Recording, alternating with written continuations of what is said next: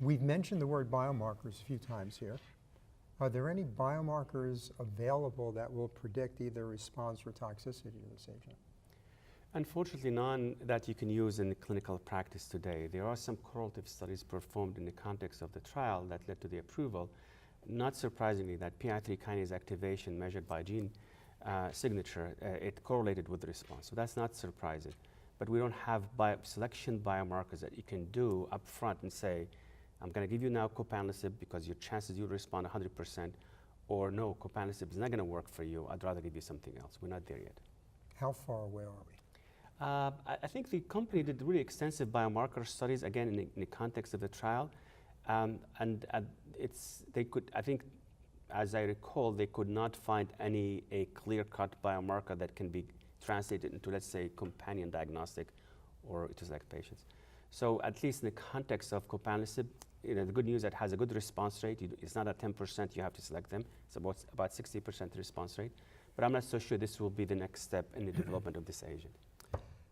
Well, that's a good segue. I think the next step into developing these agents are phase 3 clinical trials, and there are a number of them going on with this drug. CHRONOS 2, 3, and 4. Catchy. Could you review those for us? So the CHRONOS 2 study, actually I'm going to pause. These are all in low grades, or these are? Yeah. Low grade, yeah. Okay. Yeah. So make sure I get them right. Ready? Yeah, you pick up from Okay. the beginning of that answer. Sure.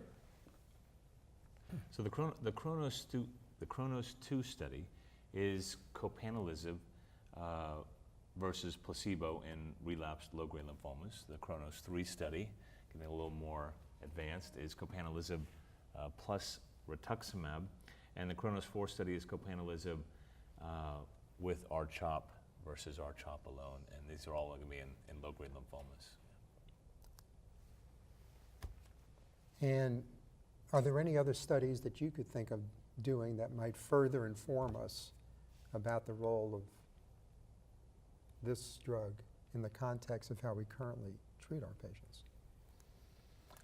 I have one thought, and that is we're missing the most commonly used chemotherapy drug here, and that's bendamustine. Mm-hmm. Is there a trial that you might design that might answer that question about its contribution?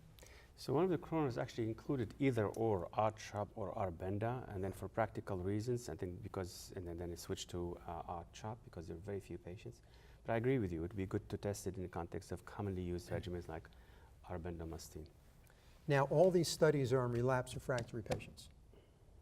One thing we learned from the IDEL experience was that toxicities were much worse, probably because more intact immune system. Do we have any data that this drug might be safe in the frontline setting?